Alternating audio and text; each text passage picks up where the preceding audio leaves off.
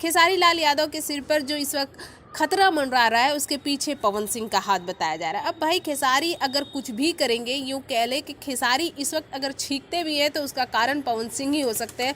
तो चलिए हम बताते हैं क्या कारण है जिसकी वजह से पवन सिंह को टारगेट किया जा रहा है और खेसारी के फैंस बहुत कुछ कह रहे हैं सोशल मीडिया पर।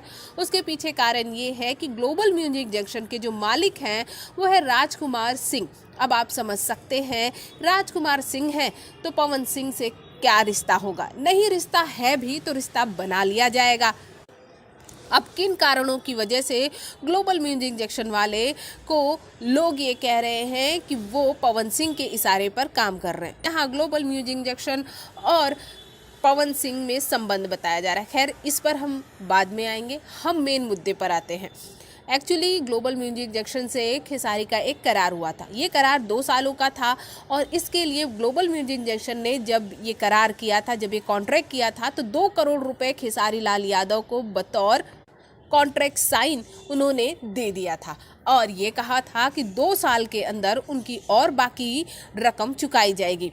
ये कहा जा रहा है कि करार 10 से 12 करोड़ रुपए में हुआ था, जिसमें से ग्लोबल म्यूजिक जंक्शन को अभी 10 करोड़ रुपए देने बाकी हैं खेसारी लाल यादव को। और ये जो 2 साल का कॉन्ट्रैक्ट है अभी ये कंप्लीट भी नहीं हुआ है और इसमें ये मेंशन किया गया था कि 6 कंपनियों के अलावा, ग्लोबल म्यूजिक जंक्शन को छोड़कर 6 कंपनियों के अलावा अगर खेसारी कहीं और बाहर गाना गाते हैं तो उन कंपनियों को, उन म्यूजिक चैनलों को कॉपीराइट या फिर स्ट्राइक जाएगा।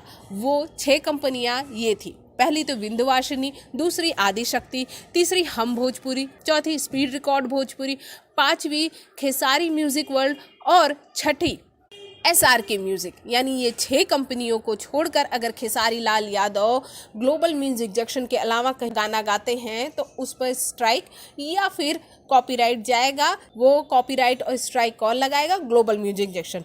तो अब आप ये पूरा माजरा समझ चुके हैं। अब अन्नपूर्णा फिल्म्स पर जो लगातार कॉपीराइट और स्ट्राइक आ रहा है वो सिर्फ इसी सब चीज़ों का नतीजा है। अब खेसारी लाल यादव की टीम अपना रिप्लाई क्या दे रही है? ये कह रही है इन आरोपों को लेकर कि पवन सिंह के इशारे पर ये सब कुछ हो रहा है। दूसरी बात ये कही जा रही है कि ग्लोबल म्यूजिक जंक्शन वाले ने अभी तक पूरा पैसा नहीं दिया है, इसलिए खेसारी कहीं और गा रहे हैं।